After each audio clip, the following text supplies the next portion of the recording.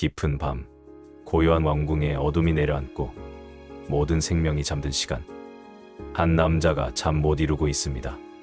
그의 이름은 느부갓네살, 고대 바벨론 제국의 위대한 왕.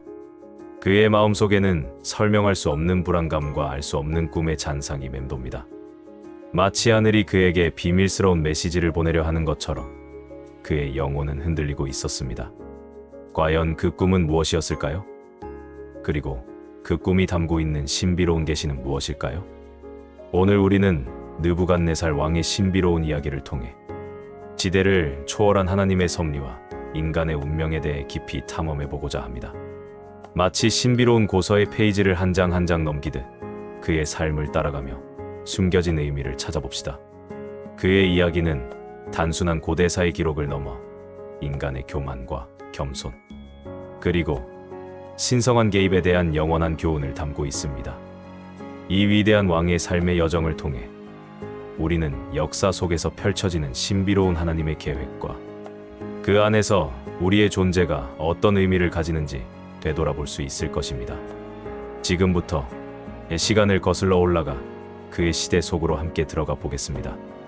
우리가 느부갓네살 왕의 이야기를 시작하기 전에 먼저 그가 어떤 인물이었는지 이해하는 것이 중요합니다. 느부갓네살은 기원전 6세기경 고대 세계에서 가장 강력하고 번성했던 바벨론 제국을 통치했던 왕입니다. 그의 통치 기간은 약 44년에 달했습니다. 그는 단순한 통치자를 넘어 당대 최고의 전사이자 건축가였습니다. 그의 치세 아래 바벨론은 메소포타미아 지역의 패권을 장악했으며 눈부신 건축 기술과 문화적 발전을 이루어냈습니다. 특히 공중정원으로 알려진 세계 7대 불가사의 중 하나가 그의 시대에 건설되었다고 전해질 만큼 그의 위대함은 실로 엄청났습니다. 그는 유프라테스 강을 따라 거대한 성벽을 쌓고 화려한 이시타르 문을 건설하여 수도 바벨론을 세계에서 가장 웅장하고 견고한 도시로 만들었습니다. 그의 왕국은 상업과 학문의 중심지였으며 그 위세는 주변 모든 국가의 두려움을 넘어선 경외감을 주기에 충분했습니다. 그러나 그의 위대함 뒤에는 피와 정복의 역사가 숨어 있습니다. 그는 여러 차례의 정복 전쟁을 통해 주변 국가들을 복속시켰고 그 중에서도 가장 큰 역사는 바로 유다 왕국에 대한 침략이었습니다. 성경 다니엘서와 열왕기하, 역대하 등에는 느부갓네살이 예루살렘을 함락시키고 솔로몬 성전을 파괴하며 수많은 유대인들을 바벨론으로 포로로 끌고 간 사건이 생생하게 기록되어 있습니다. 이스라엘 백성에게는 통곡과 비극의 시기였지만 동시에 하나님의 뜻이 이루어지는 신비로운 섭리의 시간이기도 했습니다. 느부갓네살은 단순한 정복자가 아니라 어쩌면 하나님의 뜻을 이루기 위한 도구로 사용된 인물이었을지도 모릅니다. 그의 손에 의해 예루살렘 성전은 무너지고 유대인들은 멀리 이국 땅으로 흩어졌지만 이 모든 것이 결국은 이스라엘 백성의 교만을 꺾고 하나님께로 돌아오게 하려는 깊은 뜻이었을지도 모릅니다. 이 바벨론 유수포로기는 유대인 역사상 가장 중요한 전환점 중 하나로 그들의 신앙과 정체성을 재정립하는 계기가 되었습니다. 이제 우리는 이 강력한 왕의 가장 신비로운 경험, 바로 그의 꿈 이야기로 들어가 보겠습니다. 그의 통치 2년째 되던 해, 느부갓네살 왕은 밤중에 섬뜩할 정도로 생생하고 신비로운 꿈을 꾸게 됩니다. 그 꿈은 너무나 강렬하고 인상 깊어서 잠에서 깬 후에도 그 의미를 알지 못해 왕의 마음은 불안감으로 가득했습니다. 마치 그림자처럼 그의 정신을 짓누르는 미지의 힘에 의해 그는 평온을 찾을 수 없었습니다. 그는 왕궁의 모든 지혜로운 자들, 즉 박수와 마술사, 점쟁이, 갈대아 술사들을 불러 모아 자신의 꿈을 해석해달라고 명령했습니다. 그러나 왕은 그들에게 꿈의 내용을 알려주지 않았습니다. 오직 그들이 꿈을 맞추고 그 의미를 설명해야만 했습니다. 이는 왕의 신비주의적 성향과 함께 그들의 능력을 시험하려는 의도였을 것입니다. 만약 그들이 꿈을 알아맞히지 못한다면 그들은 죽임을 당할 것이라고 엄중히 선포했습니다. 궁중의 모든 지혜로운 자들은 왕의 이 황당하고도 절박한 요구에 당황했습니다. 세상의 왕의 꿈을 알 수 있는 자는 아무도 없습니다 라고 그들은 울부짖었지만 왕의 명령은 단호했습니다.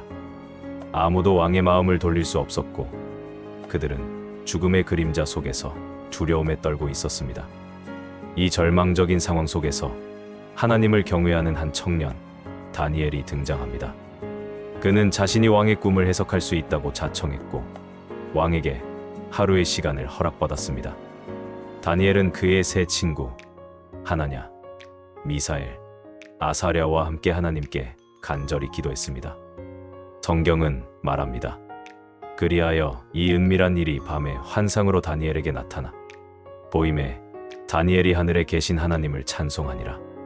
다니엘서 2장 19절. 하나님의 은혜로 다니엘은 왕의 꿈과 그 신비로운 의미를 모두 알게 되었습니다. 그는 마치 하늘의 지혜를 부여받은 듯 모든 의문의 실마리를 풀어낼 준비가 되어 있었습니다. 다니엘이 왕 앞에 섰을 때 그는 겸손하게 선포했습니다. 왕이 물으신 바 은밀한 것은 지혜자나 박수나 점쟁이나 점치는 자가 능히 왕께 보일 수 없으. 오직 은밀한 것을 나타내실 이는 하늘에 계신 하나님이시라.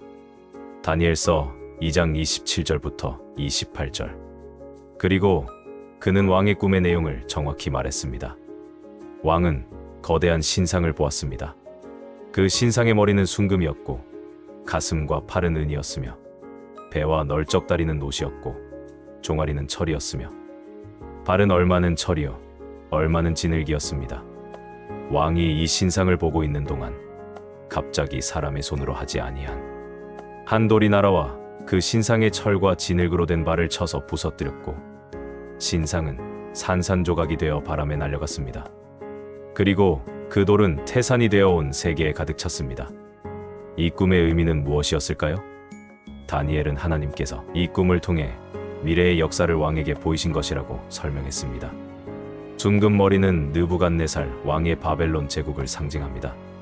이는 바벨론이 당시 가장 강력하고 번성했던 제국이었음을 나타내는 것으로 그 영광과 위엄이 금처럼 빛났음을 의미합니다. 은 가슴과 팔은 바벨론 제국 다음에 일어날 다른 제국, 즉 메데 페르시아 제국을 나타냅니다. 은이 금보다 가치가 덜한 것처럼 이 제국은 바벨론보다 다소 못할 것이지만 여전히 강력한 면모를 보일 것임을 예고합니다. 노뼈와 널쩍다리는 그 다음에 일어날 그리스 제국, 알렉산더 대왕의 제국을 의미합니다. 놋은 은보다 단단하지만 가치는 떨어지는데 이는 그리스 제국이 광활한 영토를 정복할 것이지만 그 통치는 이전 제국들과 다른 양상을 띠게 될 것을 시사합니다. 철다리는 강력하고 무쇠처럼 모든 것을 부수는 로마 제국을 상징하며 그 강인함과 무자비함은 그 어떤 제국도 대적할 수 없을 것임을 나타냅니다. 마지막으로 철과 진흙이 섞인 발은 분열되고 약해질 로마 제국 이후의 시대를 나타냅니다. 철과 진흙이 서로 섞이지 못하고 약한 것처럼 이 시대는 끊임없이 분열되고 불안정한 모습을 보일 것을 예언합니다. 이 모든 제국이 차례로 흥망성쇠를 겪을 것이지만 결국 사람의 손으로 깎지 아니한 돌이 나타나 이 모든 제국을 부수고 영원히 설 한 나라, 바로 하나님의 나라가 온 세상에 가득할 것이라는 신비로운 예언이었습니다. 이는 역사 속에서 강대국들이 번성하고 사라지기를 반복하더라도 궁극적으로는 하나님의 영원한 통치가 이 땅에 임할 것이라는 깊은 메시지를 담고 있습니다. 인간의 힘으로 세워진 모든 왕국은 언젠가 쇠퇴하고 무너질 것이지만 하나님의 나라는 영원히 흔들리지 않을 것임을 분명히 선포하는 것입니다. 느부갓네살 왕은 다니엘의 해석을 듣고 깊이 감동했습니다. 그는 다니엘 앞에 엎드려 절하고 그를 크게 높여 바벨론 온 지방의 총독과 바벨론 모든 지혜자의 어른으로 삼았습니다. 이 사건을 통해 느부갓네살은 비록 이방의 왕이었지만 하나님의 위대하심을 처음으로 인정하게 됩니다. 이 모든 것은 그에게 단순한 꿈의 해석을 넘어선 신비롭고 영적인 경험이었습니다. 그의 마음속 깊은 곳에 신성한 빛이 비추기 시작한 순간이었습니다. 느부갓네살 왕의 삶은 여기서 끝이 아니었습니다. 그는 다니엘의 꿈 해석을 통해 하나님의 위대함을 잠시나마 인정했지만 인간적인 교만은 쉽게 사라지지 않았습니다. 권력의 최정점에 선 자가 스스로의 힘을 내려놓기 한 쉽지 않은 일입니다. 다니엘서 3장에는 느부갓네살이 거대한 금 신상을 만들어 모든 백성에게 절하게 한 사건이 기록되어 있습니다. 이 금 신상은 왕 자신의 위대함을 과시하고 자신의 통치에 대한 절대적인 복종을 요구하는 상징이었을 것입니다. 온 백성이 자신의 발 아래 엎드려 경배하기를 원했던 것입니다. 그러나 다니엘의 세 친구 사드락과 메삭과 아벳느고는 왕의 명령을 거부했습니다. 그들은 오직 하나님만을 경배하겠다는 굳은 믿음을 지켰습니다. 어떠한 위협에도 굴하지 않고 자신들의 신앙을 지키려는 굳건한 의지를 보여주었습니다. 분노한 느부갓네살 왕은 그들을 평소보다 7배나 뜨거운 풀무불 속에 던져 넣으라고 명령했습니다. 인간의 눈에는 그들이 불 속에서 타 죽을 것이 분명했지만 놀라운 일이 일어났습니다.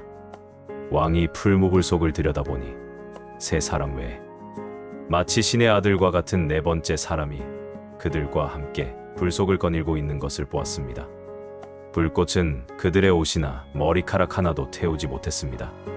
마치 시원한 바람이 스치는 것처럼 불은 그들에게 아무런 해를 끼치지 못했습니다. 이 기적적인 광경을 목격한 느부갓네살은 충격과 경외감에 사로잡혔습니다. 그의 오만함은 경외감으로, 분노는 경이로움으로 변했습니다. 그는 세 사람을 풀무불에서 불러내었고 그들의 머리털 하나 상하지 않은 것을 보며 다시 한번 하나님의 능력을 인정하게 됩니다. 그는 사드락과 메삭과 아벳느고의 하나님을 찬송할지로다라고 선포하며 다시 한번 하나님을 높였습니다. 그는 이 사건을 통해 자신의 권력이 모든 것을 통제할 수 없으며 진정한 권세는 하늘에 있음을 깨달았습니다. 하지만 교만은 뿌리 깊은 것이었습니다. 한 번의 깨달음으로 인간의 본성이 완전히 바뀌지는 않았습니다. 다니엘서 4장에는 느부갓네살 왕이 겪은 또 다른 신비로운 꿈과 그로 인한 징벌이 기록되어 있습니다. 그는 자신이 하늘에 닿을 만큼 높고 거대한 나무가 되는 꿈을 꾸었는데 이는 그의 위대한 권세와 영광을 상징하는 것이었습니다. 마치 세상의 모든 것을 품에 안은 듯한 거대한 존재로서의 자신을 보았던 것입니다. 그러나 꿈속에서 한 거룩한 파수꾼, 즉 천사가 내려와 그 나무를 베어 넘어뜨리고 그루터기만 남겨 짐승과 함께 살게 할 것이라고 말했습니다. 다니엘은 이 꿈이 왕의 교만함 때문에 하나님께서 주신 경고라고 해석했습니다. 다니엘은 왕에게 겸손해지고 의로운 삶을 살라고 권면했지만 느부갓네살은 이 경고를 무시했습니다. 그는 자신의 위대함에 도취되어 하늘의 목소리를 듣지 못했습니다. 1년 후에 느부갓네살 왕은 바벨론 궁전 옥상을 거닐며 자랑스럽게 말했습니다. 이 큰 바벨론은 내가 능력과 권세로 건설하여 나의 도성으로 삼고 이것으로 내 위엄의 영광을 나타낸 것이 아니냐? 이 교만한 말이 그의 입에서 채 끝나기도 전에 하늘에서 소리가 들렸습니다. 느부갓네살 왕아, 내게 말하노니 나라의 왕위가 내게서 떠났느니라. 내가 사람에게서 쫓겨나서 들짐승과 함께 살며 소처럼 풀을 먹을 것이요 7대를 지내야 지극히 높으신 분이 사람의 나라를 다스리시며 자기의 뜻대로 그것을 누구에게든지 주시는 줄을 알리라. 성경의 기록대로 느부갓네살 왕은 그 즉시 사람들의 사회에서 쫓겨나 들짐승처럼 살게 되었습니다.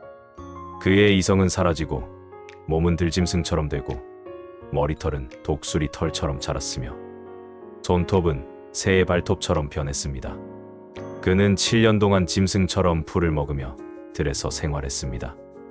이는 그의 교만에 대한 하나님의 혹독한 심판이자 동시에 자신을 낮추 하나님을 깨달을 수 있는 신비로운 시간이었습니다. 왕으로서의 모든 위엄과 권위를 잃고 가장 낮은 자리로 내려앉은 그는 비로소 진정한 주권자가 누구인지 체험하게 된 것입니다. 7년의 기간이 지난 후 느부갓네살은 하늘을 우러러보았고 그의 이성이 돌아왔습니다. 마치 오랜 잠에서 깨어난 듯 그의 정신이 맑아지고 온전한 자아를 되찾았습니다. 그는 지극히 높으신 하나님을 찬양하며 이렇게 고백했습니다. 그의 권세는 영원한 권세요. 그의 나라는 대대에 이르리로다. 땅의 모든 거민들을 아무것도 아닌 것 같이 여기시나니 그는 하늘의 군대에게든지 땅의 거민에게든지 그는 자기 뜻대로 행하시나니 누가 그의 손을 금하든지 혹은 이르기를 내가 무엇을 하느냐 할 자가 없도다. 다니엘서 4장 34절에서 35절. 이 고백은 단순한 입술의 말이 아니라 깊은 고난을 통해 얻은 진정한 깨달음에서 나온 것이었습니다. 그는 다시 왕위에 복귀되었고 이전보다 더 큰 위엄과 영광을 얻게 되었습니다. 그의 삶은 겸손과 지혜로 가득 차게 되었으며 그는 온 세상에 하나님의 위대하심을 선포하는 증인이 되었습니다. 느부갓네살의 이야기는 인간의 교만과 하나님의 심판, 그리고 회개를 통한 구원의 가능성을 보여주는 강력한 메시지입니다. 아무리 강력한 왕이라 할지라도 하나님의 주권 앞에서는 한낱 피조물에 불과하다는 것을 깨닫게 해줍니다. 이 신비로운 이야기는 우리에게 깊은 영적인 질문을 던집니다. 과연 느부갓네살의 꿈과 징벌은 단순한 역사적 사건이었을까요? 아니면 시대를 초월한 신비로운 상징이었을까요? 신비주의적 관점에서 볼 때 느부갓네살의 꿈에 나타난 신상의 각 부분, 즉 금, 은, 놋, 철은 단순히 제국의 흥망성쇠를 넘어 인류의 영적인 타락과 문명의 쇠퇴를 상징하는 것으로 해석될 수 있습니다. 금은 가장 순수하고 고귀한 영적인 상태를, 은은 그 다음의 상태를, 놋은 세속적인 번영을, 철은 강압적이고 파괴적인 힘을, 그리고 철과 진흙은 혼돈과 분열을 의미할 수 있습니다. 이는 인간 문명이 발전할수록 영적인 가치를 잃어가며 결국에는 무너질 수밖에 없다는 신비로운 경고를 담고 있습니다. 또한 느부갓네살 왕 자체가 바벨론 제국의 흥망성쇠를 상징하는 인물로 간주되기도 합니다. 그의 교만과 징벌, 그리고 회심의 과정은 모든 인간이 겪을 수 있는 영적인 여정을 보여주는 거울과 같습니다. 그는 한때 자신이 모든 것을 이룰 수 있다고 믿었지만 결국 하나님의 손길 앞에서 한없이 작아지는 자신을 발견합니다. 그리고 겸손해졌을 때 비로소 진정한 권세와 평안을 얻게 됩니다. 그의 삶은 마치 신비로운 연금술처럼 교만한 금을 겸손한 영혼으로 변화시키는 과정을 보여줍니다. 이 이야기는 오늘날 우리에게도 큰 의미를 부여합니다. 우리는 때때로 자신의 능력과 지혜를 과신하며 교만해질 때가 있습니다. 세상의 성공과 물질적인 풍요에 눈이 멀어 진정한 가치를 잊어버리곤 합니다. 그러나 느부갓네살의 이야기를 통해 우리는 모든 권세와 영광이 하나님께로부터 온다는 것을 깨닫게 됩니다. 그의 회심은 이방인도 하나님의 은혜를 받을 수 있음을 보여주는 중요한 사례이며 어떠한 상황에서도 겸손과 믿음의 중요성을 일깨워줍니다. 이 이야기는 우리가 아무리 높은 곳에 올랐을지라도 항상 겸손히 하늘을 우러러보고 우리를 지으신 분의 뜻을 헤아려야 함을 가르쳐줍니다. 마치 고대 바벨론의 유적 위에 신비로운 빛이 드리워진 것처럼 느부갓네살의 이야기는 시대를 넘어 우리 영혼 깊숙이 울림을 전합니다. 그의 삶은 인간의 한계와 하나님의 무한한 사랑과 주권을 동시에 보여주는 위대한 드라마이며 겸손히 하늘을 우러러볼 때 비로소 진정한 자유와 평안을 얻을 수 있다는 신비로운 진리를 가르쳐줍니다. 고요한 밤, 느부갓네살의 꿈이 우리에게 전하는 메시지는 오늘날에도 여전히 유효합니다. 모든 영광은 오직 하나님께만 있음을 기억하며 겸손히 그분의 인도하심을 따르는 삶을 살아가기를 소망합니다. 이 신비로운 이야기는 우리가 삶의 고비마다 겪게 되는 시련과 깨달음 속에서 궁극적인 평화와 진리를 찾을 수 있도록 돕는 영원한 나침반이 될 것입니다. 그의 이야기는 이렇게 마무리되지만 그 의미는 우리 마음속에 영원히 살아 숨쉴 것입니다. 도움이 되셨다면 구독과 좋아요 눌러주세요.